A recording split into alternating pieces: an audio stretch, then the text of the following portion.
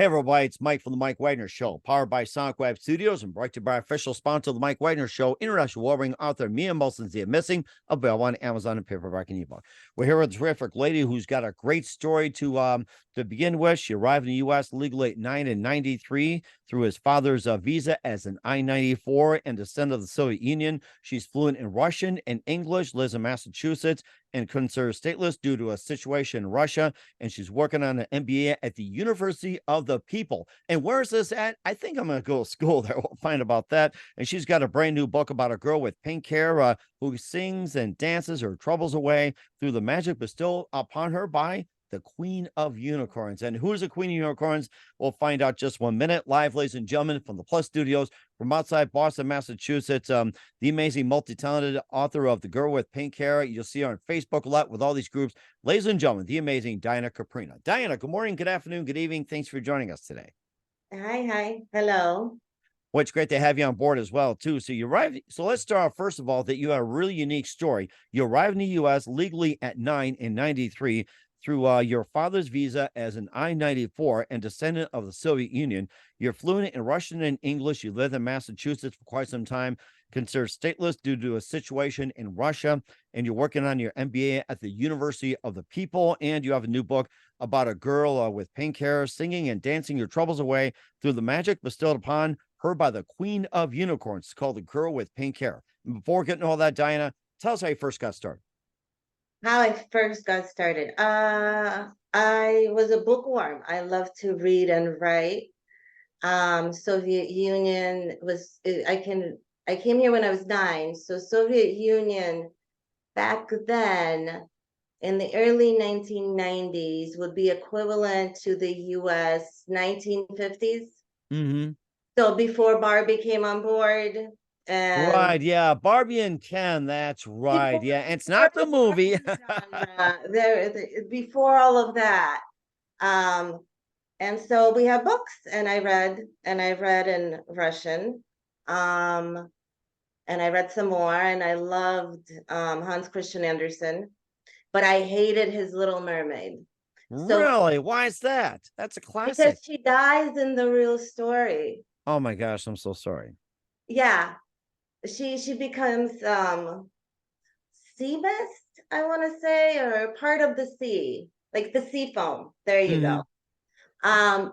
And so when Disney came out, well, it came into the 90s, American became Right, the American version, the cartoon version, the and animation, then not the live one, right? I was shocked as a 7, 8 year old watching after I read that she dies, and there's another ending where she actually lives Mm-hmm. happily ever after. Um, yeah, I was hooked on storytelling. I liked performing, storytelling. And when I moved to the US, and when I learned English within basically a year or so, I want to say, that's when I tried to write my own stories from what I've read. So Mm-hmm. it's been there. It took a long time to get here to this point. So the Mm. journey itself has been quite interesting. I denied my writing skill or whatever you may call it.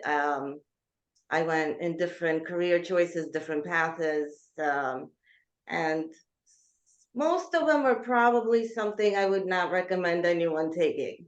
So, Mm-hmm. Right. Yeah. And we all know, and we know what it is mainly too. And what was it one precise moment that simply influenced you into what you're doing the rest of your career? one precise moment. There were so many, but one exact moment was that I just loved writing poetry, and it just through through fighting anxiety, depression, and a wide range of mental disorders, it became almost healing to write, and that's how my thought process just worked. And for a certain period, when I went through my trauma, I just stopped writing. I shut down. Nothing. I created absolutely nothing for 15 years. Mm-hmm. Um, just no, I didn't even touch a pen, nothing, not a journal, not anything. And then my daughter was born, and she has a very strong presence, and she's very strong-willed and a loud voice. And I was going through positive parenting phenomenon, so I enrolled in so many different classes, and I was trying to just learn how what to do and what not to do, and I didn't want to repeat familial cycles, so I wanted to break through of that. And that's when the story just manifested. I wrote it in 10-15 minutes. I was like, I Wow. like this. I like this. Wow. 10 Um, and it 15 was minutes. You wrote a fast, story. and Generally it takes it like was the days, weeks, and purge. months. Oh my gosh. It was a purge, but I feel like I've been creating it for so long that it was just the purging beginning process. Um, and I connected with an illustrator actually from Yerevan, Armenia, which was back in the day one of the Soviet republics. And I loved his art, and but we lacked the connection. We still went through and published, but I'm changing the book. So there's going to be Adventures of PK, and instead of the magical unicorn, there's going to be a queen of cats. Um, and it just seems something that I just felt like changing because cats speak to us more as a family, and we Hmm. just had a cat pass away, and and Halloween and cats, I made that switch. That's a perfect choice when it comes to that. And I have a new illustrator who's amazing, and the connection was just right on par as creators. It was something that we just bounce ideas off and work off each other. Mm. So I'm really excited. We're hoping to release it in for Halloween 2023. Okay. That's Now, hope. now, what is the name of that book? It's it's similar to Adventures of the Girl with Pink Hair, but we're going with Adventures of PK. It's the Oh, improved. got it. Okay. So it's an upcoming one. Okay. Yes, it's So an was it upcoming. upcoming The Adventures of PK? Okay, I got to write that down. So we got to do that too. And of course, speaking of PK, we'll talk about the original book, which started off The Girl with Pink Hair with Diana Kouprina. But first, listen to the Mike Wagner Show at the MikeWagnerShow.com, powered by SonicWeb Studios. Visit online at SonicWebStudios.com for all you need. Looking at a professional website without breaking your budget, Sonic Web Studios is the answer. Sonic Web Studios offers fast, affordable custom web designs that blow the competition away. Call today, 1-800-303-3960. That's 1-800-303-3960. Or email to support@sonicwebstudios.com. Mention the Mike Wagner Show. Get 20% off your first project. Sonic Web Studios. Take your image to the next level. Also, time to give an official shout out to our official sponsor of the Mike Wagner Show, international warring author Mia Molson-Zia. If you love fast-paced mysteries, you'll love Missing by Mia Molson-Zia, available on Amazon in paperback and ebook. Missing is fast-paced and intriguing with an unforgettable twist. Takes place in 4 countries, 2 strangers, 1 target, where truth is illusion and those you love be the first to go missing. It's available on Amazon in paperback and ebook. Missing by Mia Molson-Zia has got great reviews. And Eve 11 enjoys by Howard celebrities, including Joanna Cassidy, Ford Riley, and M&M's. So grab your copy today before it goes missing by Mia Molson-Zia, available on Amazon. Also, check out the Mike Wagner Show at the MikeWagnerShow.com or 40 podcast platforms. Heard in 100 countries, including Facebook, SoundCloud, Spreaker, Spotify, iHeartRadio, also on Pandora, BitChute, Rumble, YouTube. Make sure you subscribe. Also on Odyssey, Apple Music, and more. Make sure you take us with you on any mobile device. And for great gift ideas, go to Amazon.com. Check out the Mike Wagner Show podcast, t-shirts, pop sockets, throw pillows, tote bags, hoodies, makes great gifts 24/7. Go to Amazon.com. Check out the Mike Wagner Show podcast. And for more great gift ideas, go to Amazon.com/Mia Molson-Zia for great books like Missing, Once, and Wrinkles. Also t-shirts, pop sockets, hoodies, phone cases, and more. Amazon.com/Mia Molson-Zia. Check it out today. And support the Mike Wagner Show on Anchor FM, PayPal, and the MikeWagnerShow.com. We're here with the amazing author of the book, The Girl with Pink Hair, Diana Kouprina, here on the Mike Wagner Show. And before we talk more about The Girl with Pink Hair, besides Hans Christian Andersen, who are some of our other favorite authors and writers growing up in the Soviet Union and coming to America? Oh, well, Soviet Union, Pushkin, but I don't know how much I actually loved him as more as it was the poetry memorization was enforced. Strict authoritarian sort of parenting. Mm-hmm. US, that's when I fell in love with just variety of losing myself in stories. So it really depends on the age, from 9 to about 11. Bugs Bunny. Oh, yes, Bugs Bunny. My goodness. You're bringing me back to my childhood. Saturday morning cartoons, getting in PJs, coming downstairs with a bowl of Frosted Flakes and just watching it on, I think, what was it? Either on ABC or CBS back in the day. Bugs Bunny. You're hitting a button right in my inner childhood right there, Diana. Bugs Bunny. He was a big one. Um, then what did I discover after Bugs Bunny? I love Lucy, Lucille Ball. Yes, that's another American classic. That's been around since, God, the 1950s or something like that. Well, again, that was the only relation I could, that was the only grasping the understanding of the cultural shock I was going through that I could relate to, because Lucy's American, and then you have this Cuban, and Cuban is very close culturally, you can say, to the Soviet Union personality. So it was just, oh, okay, yeah, I'll go with this. Um, Mm. that was the beginning of my also learning of American culture. Oh, wow. Okay. Okay. And of course, you got to watch out when Ricky gets mad when he speaks Cuban. He's going to blow up. Yes, and my father was quite similar, genius man, but yes, quite similar. So I could relate on a certain extent, and I just love the show. Lucille Ball was just, Hmm. What are some of the cartoons you watched in the Soviet Union?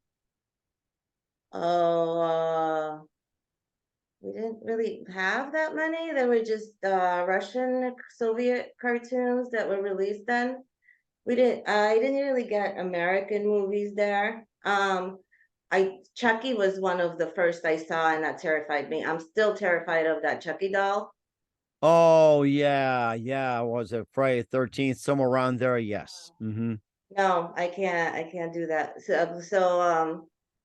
But everything I can remember is really starts when I came to the US, and just the cultural immersion I went through. Um, and I went through it really deep. Hmm. I must say. Hmm. And of course, you arrived in the U.S. legally when you're 9 years old in '93. So this is probably going to go back into the '80s or something. I think this is the period of Gorbachev as well too. And when you left in '93, was Gorbachev still in control? Was it uh, Yes. Yeah, oh, no. It was like almost the end of Gorbachev. end of Right, Gorbachev? Okay. right before Yeltsin came in. Yeah. That was the transition. And we came here because my dad went to Yale University on a full scholarship. It was a huge honor to be coming from the Soviet Union to Yale. And then he invited my mom and I, and then he worked for Harvard. So we remained in the US all legally. Unfortunately, 9/11 happened. And then our process just slowed down completely for a green card. And it was just continuous, my father's work authorizations cards. And growing up, I really wanted to be American, like completely. I didn't want to have any other identity. Hmm. I went to private school, went to boarding school, and I wanted to be like the rest of the girls, although I wasn't. And I that was one of the things that eventually got me into trouble, and maybe one of the reasons I'm stateless at the moment, I would say, was just that complete immersion and not thinking, hi, I'm an immigrant. Hmm. That's all It right. just, That's our unique way too. Considering stateless, I'm thinking of like, where you live in the States and everything like that, Massachusetts, and maybe you can call it like your little small country, New England or whatsoever. So, well, New England could be considered a little small country on its own. But no, stateless refers to a person that does not have a nationality. And I don't have a nationality. The last passport I had, which wasn't even mine, I was just stamped into it, was my mother's Soviet Union passport from that expired, I believe, in 1996. Oh, wow. Yeah. Um, and I was about to get my green card with my parents. I just made the error of being 25, foolish, in love, and following all the bad habits I could follow. And just went into that swarm and got married. And apparently, I learned this later, is that you cannot have a petition within the USCIS for with your parents, as I had. If you marry, then it transfers to the responsibility of the husband. It reminds me of sort of cattle. Mm-hmm. My father's cattle, and then I became my husband's cattle. And then my husband decided he didn't want me as the Oh my goodness. Put you out the pasture. Shame, he shame, put me out shame. to pastures, and yeah, he had a mistress and so forth. And when we petitioned for my green card with him, he chose not to come to the interview. Wow. Uh, Yes. So that landed me into this green water, scary, scary, scary whirlwind of a situation where it wasn't that I was only going through a divorce and losing the house and everything we built together. I was going through this fact that I could be deported. Back to the Soviet Union. Who knows? Well, since Soviet Union no longer existed, it was either Armenia or Georgia. I was born in Georgia, and my father has a dual citizenship. He has an American citizenship and Armenian citizenship. So based on that, I had two choices. Hmm. And do you think the immigration rules were lenient or strict during the Gorbachev era or the Yeltsin era, or if you're deported now, do you think the immigration would be lenient or more strict under Putin? The thing with immigration, here's the thing. Um, Actually, it was Clinton who made it very strong. One of the main immigration laws, it was Bill Clinton back in the 90s. And what he did was he said, if you overstayed your visa in the United States of America, and let's say you get married or so on, before we can let you continue living here, you have to go home to your home country, receive a visa there, and then come back into the US.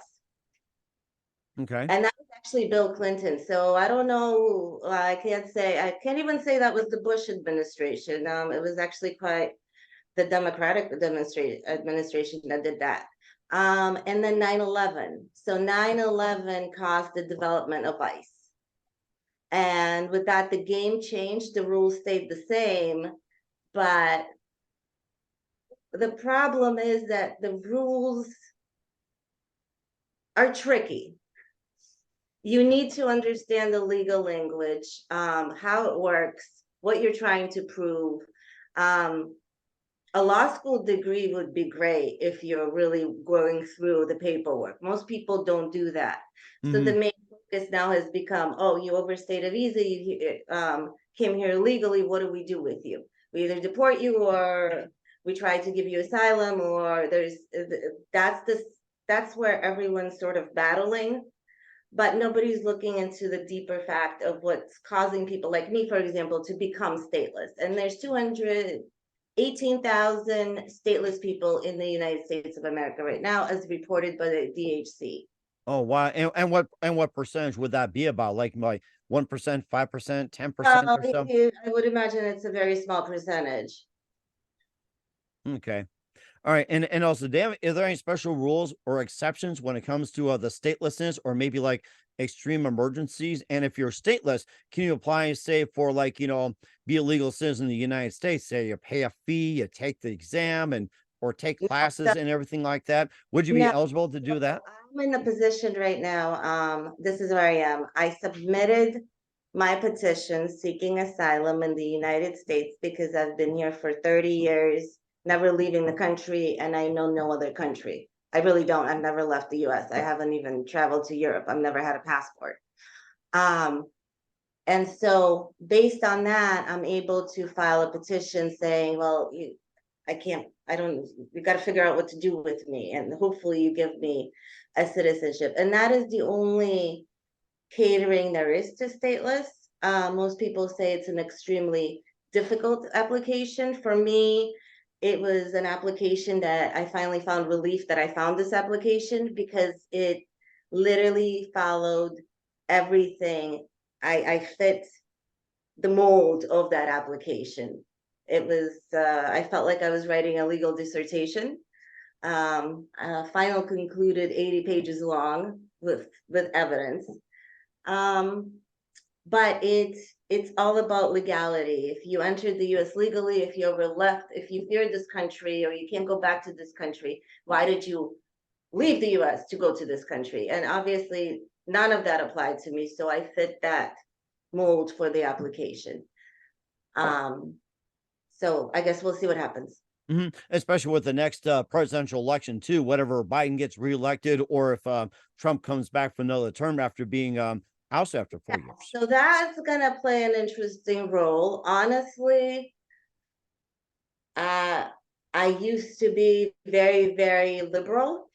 After a lot of turn of events, I'm leaning in midway.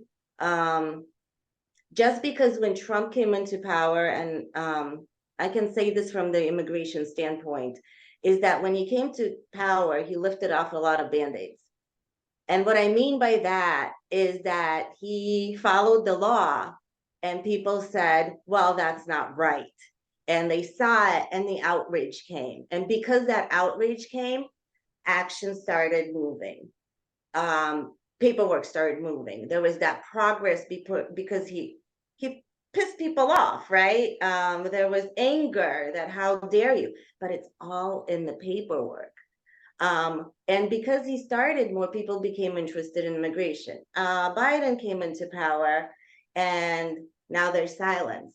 It feels like immigration has been again forgotten about until the upcoming election, and that again, that will be the topic of conversation. Okay. And I can guarantee the liberal standpoint will say, you know, we want to do this, and the Republicans are preventing us, and the Republicans are going to say, well, we're trying to. And that's all true. I mean, their honest battle is about legal language that the common person does not understand. And of course, keep us up to date with the situation as well, too, depending on the presidential outcome, whatever you get to stay, you go, or anything like that. In the meantime, you're working on your MBA at the University of the People, and tell us more Yeah, about them. By the way, first of all, where is the University of People located at? I like to it's attend there. actually it's located in California, Oh, really? the Wow. official building, but it is a nonprofit university, and it is online. Okay. Um, and it was started by Harvard University, Yale University, NYU, and Berkeley University professors to cater to people who needed help financially and so forth. And because I'm an immigrant, college for me, I never was eligible for financial aid. Mm-hmm. Um, and so I couldn't just, after my divorce, I couldn't just pack my bags and say, okay, well, I'm just gonna go get my master's, you know, at UCLA, or I'm just gonna do this. I didn't have that opportunity. So when this university was created, I jumped on it, and it was a blessing. I loved it. I still love it. I Mm-hmm. continue to take classes just for the joy of it, Mm-hmm. of learning again, and the whole educational process, which I've always valued. How'd you first find out about University of People? Word of mouth through a friend. Um, she was looking into studying, and she actually didn't finish her bachelor's, so she was looking to go back, and that was again an affordable, and because it's nonprofit, and she was a single mother, so first is one of those ideal environments where I can actually do this and get my degree and continue. Okay. And what's your degree in again? English. Got it. Okay. All right. Got that. Okay. I'm just writing down as we speak here. And what are you looking to pursue after you get your MBA? Oh, I honestly, my MBA started because I wanted to learn marketing. When it came to my writing, I wanted to learn how to market my own product.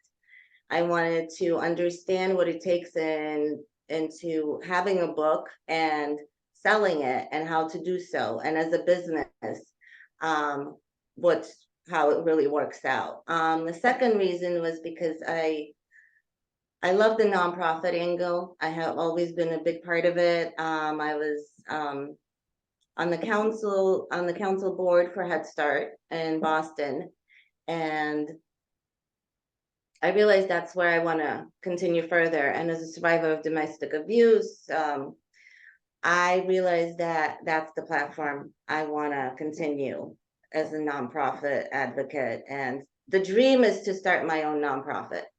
And the hope is to eradicate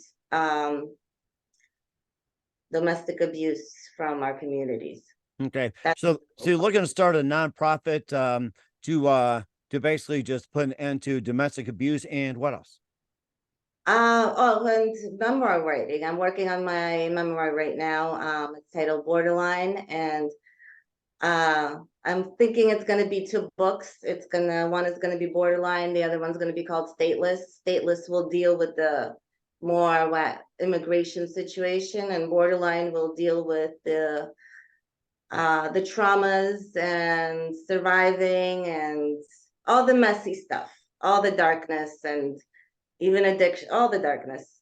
Mm-hmm. And of course you start with the book, The Girl with Pink Hair, and more into that with Diana Kouprina. We'll find out just 1 minute. You're listening to the Mike Wagner Show at the MikeWagnerShow.com, powered by SoundCloud Studios, and brought to you by official sponsor of the Mike Wagner Show, international award-winning author Mia Molson Missing.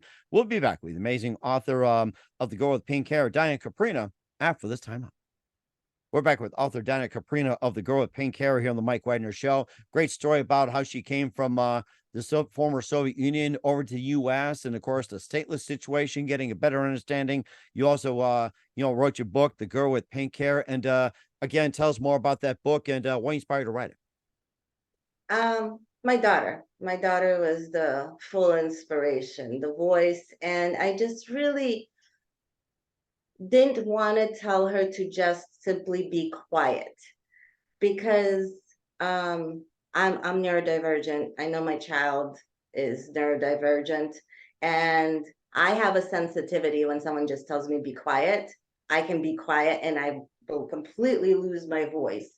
I didn't want her to do that. So that was the inspiration. And the book is it teaches children that, well, there's other solutions to just screaming. How about we sing through it?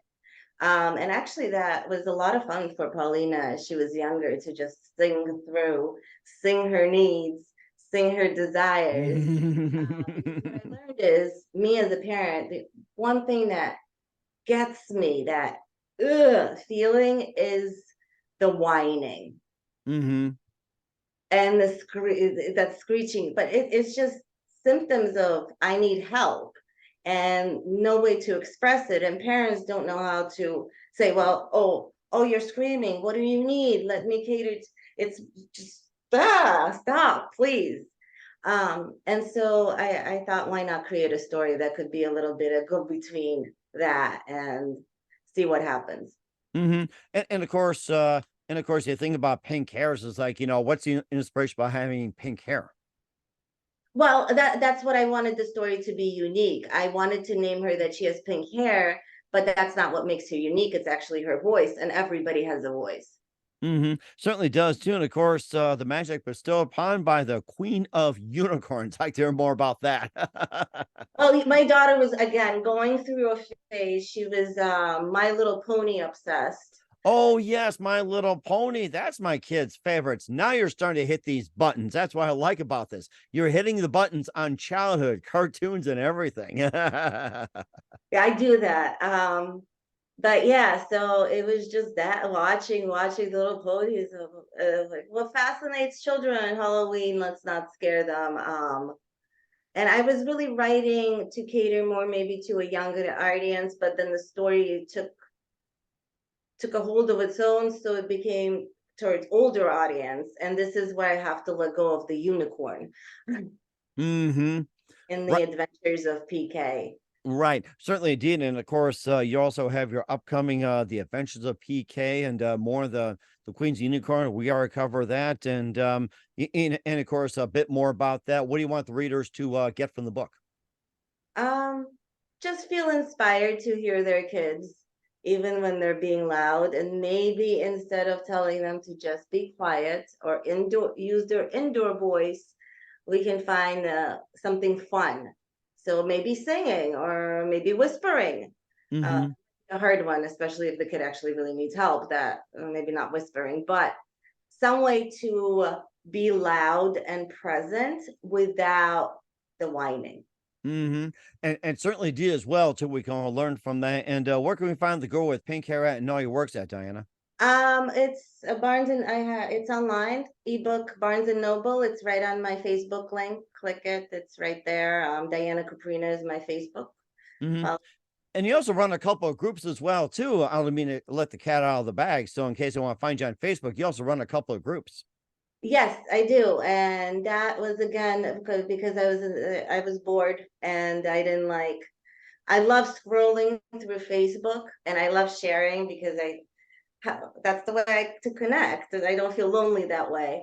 Um, and I didn't want to share it on my news feed that I felt like I would be overwhelming people too much. So it was a sporadic movement, and I figured maybe this is how I can connect with people. Maybe I can share my story and help improve their lives too through positive thinking. And it just spiraled and took life of its own. And I just do it for stress relief, to be perfectly honest. And well, now with the book, obviously it works as marketing because I can promote my own work. Mm-hmm. And certainly indeed, and keep us up to date with that. We're here with author Diana Kouprina of The Girl with Pink Hair and the Mike Wagner Show. Also, a couple of memoirs coming up and just a couple more things, Diana. What else can we expect in 2023 and beyond? 2023, I would say I'm resting right now, but I want to finish Adventures of PK, have it out for Halloween. And then it's a waiting game with immigration. I have 150 days where I just exist before I Mm-hmm. apply for further identification needs and so forth, and work authorization and so on. So I'm really, I just gonna take the time to take it easy. I think that's the best thing to do at this point, Diana. And who do you consider biggest influence in your career? Oh, so many, but my inspiration was always, I'll start with this. From singers, it was Celine Dion Mm-hmm. and Selena, this not Gomez. The Right. Yeah. Uh-huh. um and let's see, for writers, it was Dostoevsky, Fowles, Lynch as as a director. I love David Lynch. That was Twin Peaks, right? David Lynch. Yes, Yes, I yes, remember that. Uh-huh. yeah. Blue Velvet. I don't know if you've seen Oh, it. I love Blue Velvet. That was a That's a great movie. I love Bobby Vinton the way he sang it. yeah, Amazing. yes, yes. I actually wrote my thesis on that in college. Nice. Yeah, I compared and contrasted three of Lynch's films and three of Fowles's books in highlighting their symbolism and so forth and how they depict women. So still remember it to this day as though I wrote it yesterday, although that was quite some time ago. I like that. Bobby Vinton's got to be proud. And what's the best advice you can give to anybody at this point? Love yourself, trust yourself, manifest. It will work out. Just don't stress. I'm not You, sure if I rhymed, but I heard myself there a little bit. you got that right. And that's a really key as well, too. We're with Diana Kouprina, the author of The Girl with Pink Hair here on the Mike Wagner Show. Diana, a very big thank you for your time. You've been absolutely fantastic. That was a great journey. Looking forward to having you again soon. Keep us up to date. Keep in touch. Live have you back. Once again, what's your website? How do people contact? Will people purchase or check out your books? Where can we check out your books at? My books, yes, yes. Just go on Facebook, Diana Kouprina. The link is right there. Okay, we'll certainly do that as well. Once again, Diana, a very big thank you for your time. You've been absolutely amazing. Looking forward to having you again soon. Keep us You. up to date. Keep in touch. Live have you back. Wish you all the best. And Diana, you definitely have a great future ahead of you. Thank you so much. Thank you.